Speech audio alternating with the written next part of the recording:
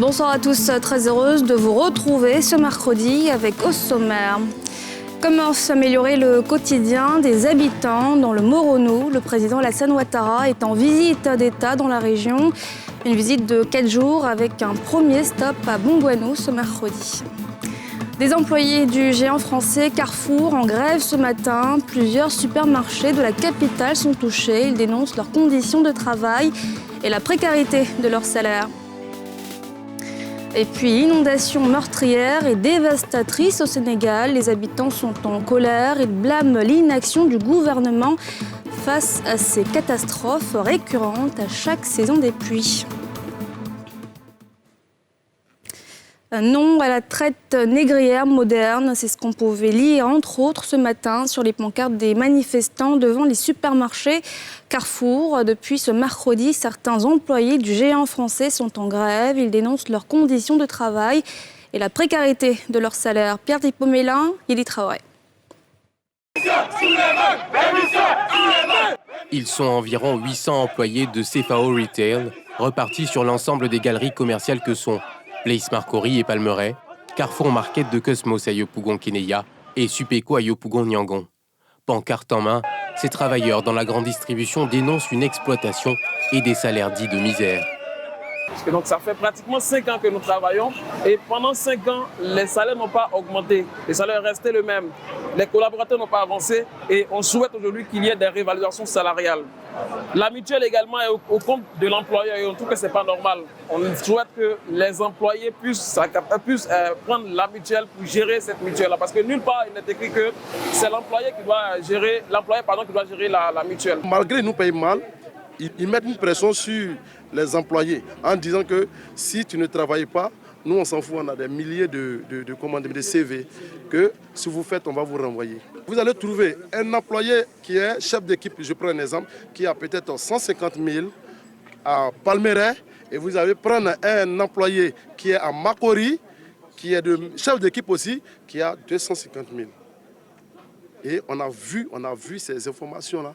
Et c'est tout ça qui a fait aussi, qui a touché ces employés, qui a amené à cette grève. Les clients, malgré le service minimum, ressentent le désagrément. J'ai juste constaté que le service était réduit. Voilà. Tous ceux qui sont dans les rayons où on pèse les différents articles et tout ne sont pas là. Donc on est un peu obligé de prendre ce qui est déjà emballé. Donc ça fait qu'on ne peut pas réellement avoir la quantité de certaines choses que nous voulons avoir. Et puis au niveau aussi de la caisse, il faut dire que c'est réduit. Et comme il n'y a pas trop d'affluence pour l'instant, ça fait que ça gère. Mais s'il y a beaucoup d'hommes, c'est clair qu'ils seront un peu débordés. Alors que les travailleurs mécontents égrènent dehors une longue liste de revendications, la direction approchée, elle, a refusé tout commentaire avant de lâcher dans l'après-midi quelques mots. Un cadre permanent de dialogue a toujours existé entre nos collaborateurs et la direction.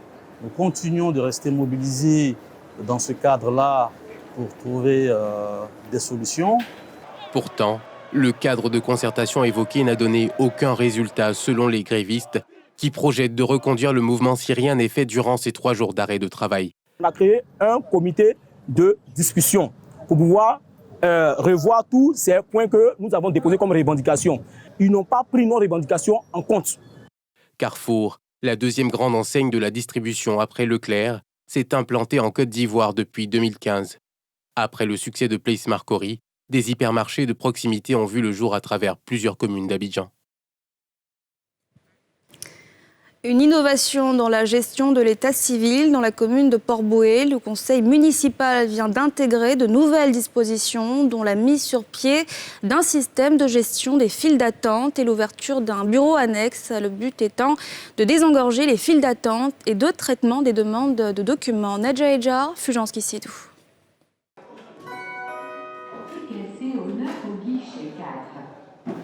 C'est désormais à ce système de gestion informatisé de files d'attente que devront se familiariser les usagers des services de l'état civil de la mairie de Port-Bouët. Lionel Colladé se souvient encore de certains désagréments liés à l'ancien système. Avant, là, tu es là, tu es dans le rang, l'autre quitte là-bas, il fait rentrer son parent, l'autre quitte là-bas, toi-même tu arrives à 8h, tu peux ne pas faire tes dossiers, puis tu vas rentrer à la maison. Comme lui, ils sont nombreux à découvrir ce nouveau dispositif et s'en réjouissent. Maintenant, il faut faire un rang et en prendre des tickets et on attend que ton numéro s'affiche sur l'écran pour aller vers le guichet pour te faire servir. Ça, c'est une très bonne chose. Lorsque tu as ton ticket d'IA, donc il n'y a pas fait de je suis arrivé avant, c'est le ticket maintenant qui va déterminer celui qui est arrivé avant ou après. Je pense que vraiment il y a beaucoup d'améliorations. Ça règle beaucoup de problèmes parce que tu as le ticket, quand tu viens, il n'y a pas d'issue, tu arrives, tu donnes ton ticket, on te donne tes papiers. Donc pour aujourd'hui, c'est bon par rapport à avant. Pour la municipalité, moderniser la gestion des files d'attente répond à un besoin. Et ça permettra bien entendu de régler pas mal de problèmes relatifs à l'état civil, notamment la délivrance des actes d'état civil. J'espère que cette bonne gestion permettra de juguler non seulement les files, mais ça nous permettra aussi de respecter les mesures barrières. Relativement à la Covid-19, on ne fait jamais assez. Une dynamique que préconise le gouvernement depuis maintenant plusieurs années, à travers la nouvelle loi de 2018 relative à l'état civil. Cette loi vient corriger les insuffisances au niveau de l'enregistrement des faits et prévoit entre autres la modernisation des services et l'installation de bureaux d'état civil au sein des centres de santé. Bofloto, aller-retour, gnomi, ces goûters locaux qu'on apprécie tant se modernisent en Côte d'Ivoire. Ces douceurs gustatives qu'on retrouve au coin de rue sont désormais proposées dans des endroits qui respectent des normes d'hygiène et de présentation. Une nouvelle donne qui séduit les consommateurs. Vous le verrez. Nadja Eja, Fulgence Kissédou. 2 plateaux aguiens, un fast-food, pas comme on en trouve à tous les coins de la ville. Ici, les spécialités sont tirées des menus de petits déjeuners et goûters locaux. Une entreprise que Moussa Barry et son groupe ont ouvert il y a seulement un mois pour diversifier leurs activités. On a ouvert depuis 1 mois et demi et on a été vraiment surpris et très heureux en fait de l'accueil que les Ivoiriens et tout le monde a réservé à l'arrivée du fast-food. Comme eux, Félicité Billet s'est donné à cœur de valoriser les pâtisseries locales en y apportant de l'esthétique et de l'hygiène. Avant, nos mamans le faisaient sur une table, quelque chose en bois au dehors, dans la rue.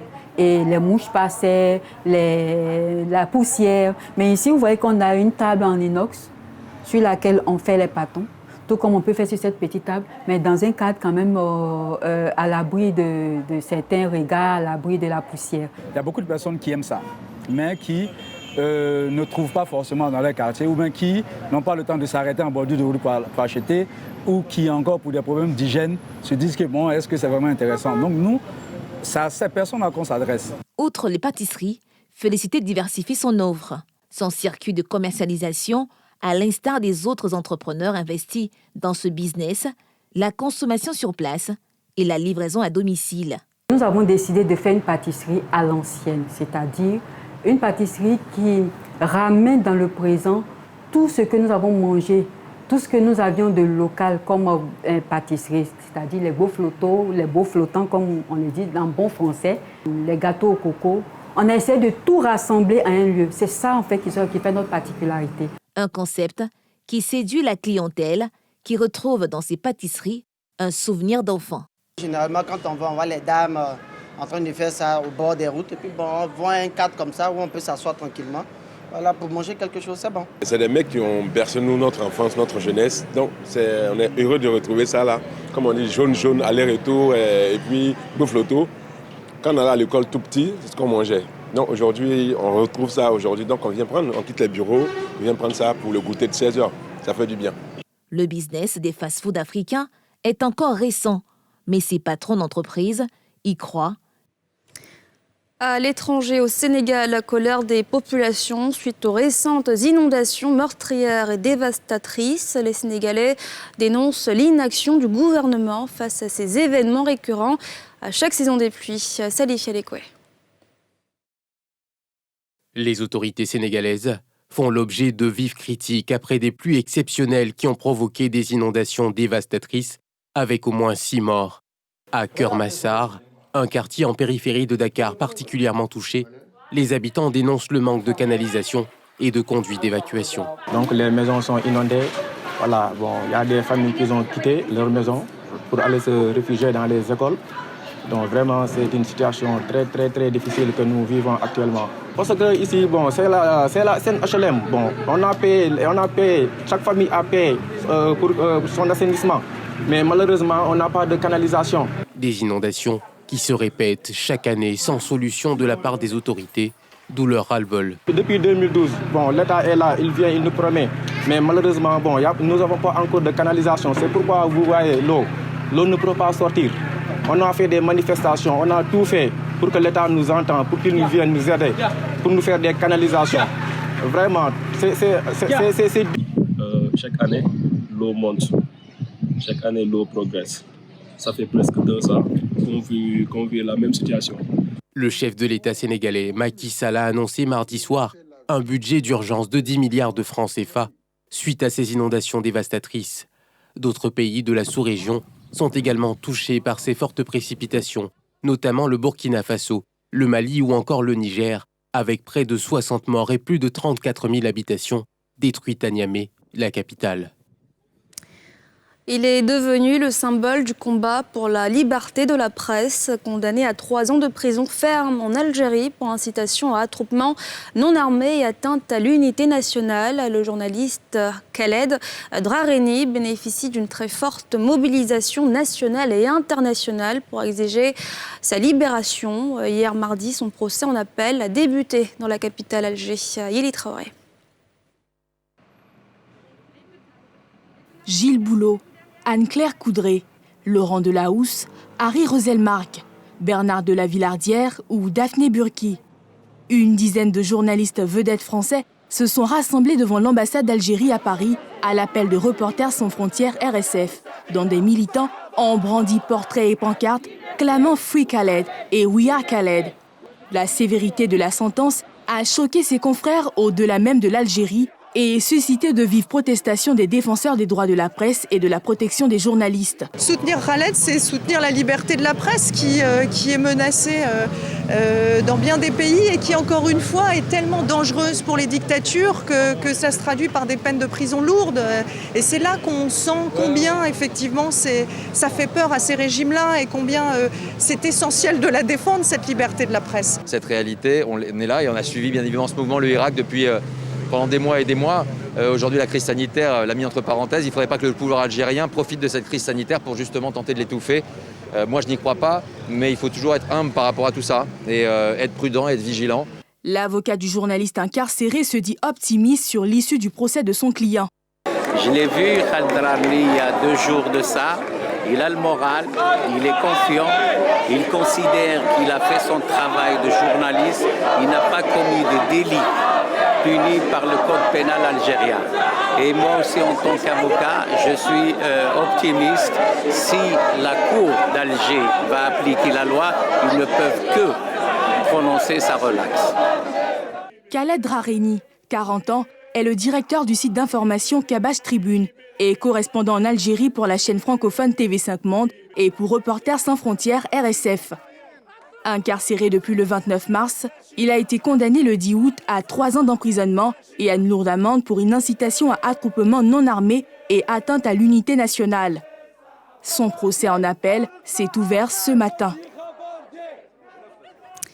Retour en Côte d'Ivoire, je vous le disais en titre, le président Alassane Ouattara en visite d'État dans le Moronou, en déplacement de 4 jours avec un premier stop à Bongouanou, une visite républicaine, dira le chef de l'État, qui a été marquée par un conseil des ministres ce mercredi. Timé d'Angers, Mathurin Badet. Bongouanou, localité du centre-est ivoirien à 193 km d'Abidjan. Le président de la République Alassane Ouattara en visite d'État foule le sol de la capitale du chef-lieu de région du Moronou.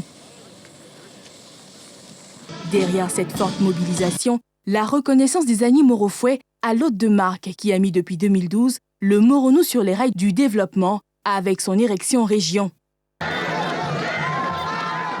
Sur la route du chef de l'État se présentent des populations enthousiasmées de cette visite d'État. Une première dans cette contrée du pays où les actions du développement entreprises depuis 2011 s'inscrivent, rappelle le président, dans la dynamique du développement inclusif de la Côte d'Ivoire. C'est une région importante pour notre pays compte tenu de son potentiel agricole Et je me réjouis de faire cette visite, de pouvoir communier avec les populations, de voir ce que nous avons réalisé depuis ces 9 dernières années et aussi d'écouter les populations, de voir ce qu'il faut faire de plus pour améliorer le quotidien de nos compatriotes. Au pas de course, cap est mis sur la préfecture de la ville où le président Ouattara préside le Conseil des ministres. Première activité de sa 30e visite d'État dans les aires administratives décentralisées du pays. Une occasion pour le gouvernement de plancher sur la marche de l'État, mais aussi et surtout de répondre à l'opposition dont un membre a écarté toute participation à ce scrutin si ces conditions n'étaient pas satisfaites. Bien organisé, il y a des institutions qui travaillent et le gouvernement travaille de façon continue à se rassurer que ces élections auront lieu à bonne date et nous ne transigirons pas là-dessus. Nous réunissons les conditions au fur et à mesure de la bonne tenue de cette élection, de la présidentielle, pour que chacun puisse de façon libre faire son choix.